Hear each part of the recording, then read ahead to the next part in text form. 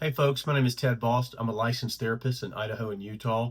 This is going to be a video about 4 important things parents should know if they're going to have their pre-adolescent or adolescent boy do some therapy.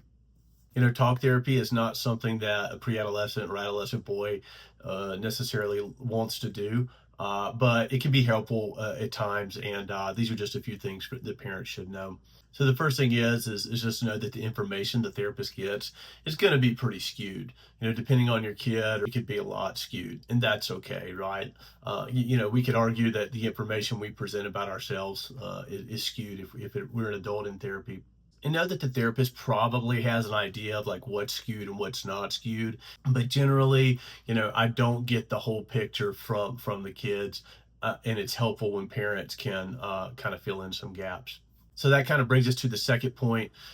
Really, if I'm working with a pre-adolescent, adolescent boy, a lot of times a 15-30-15 format works. And what that is 15 minutes with the parents without the kid, 30 minutes with the kid, and a lot of times the parents might be there as well, and then kind of a quick debrief where I talked to just the parents alone for the last 15 minutes to kind of get their observations and hear their thoughts, and offer some of my feedback as well, so that we can keep continuity and keep the parents on the same page as the therapist, and present that unified front.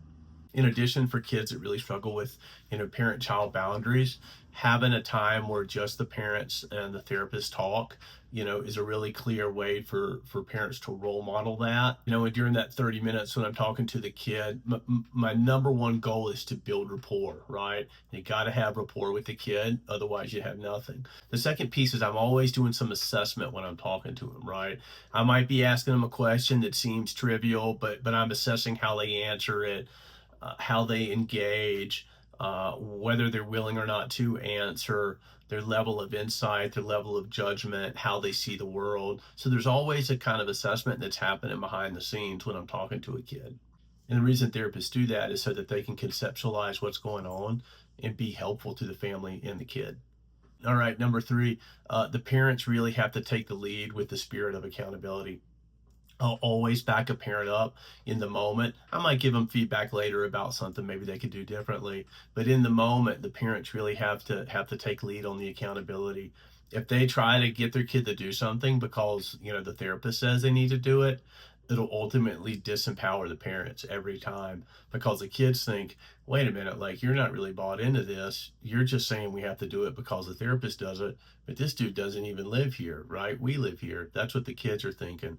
So, don't ever put the accountability on the therapist. As a parent, you have to carry that weight. And if you pass that accountability on to the therapist, it'll always disempower you in the long run and make things harder. All right, number four, as a therapist, you're always trying to strike a balance between attunement and boundaries in a session when you're working with kids. You have to have that rapport and attunement. Otherwise, the kid isn't going to take anything you say seriously. There's going to be no relationship there, and it's going to be a waste of time. There's a saying, people don't care how much you know until they know how much you care. And that absolutely applies when you're working with boys and, pre-adolescent, adolescent boys, and trying to do therapy with them. In person, telehealth, no matter what the setting, you have to have their buy-in, and they have to feel like that there's a willingness to be understood, and there's a relationship there.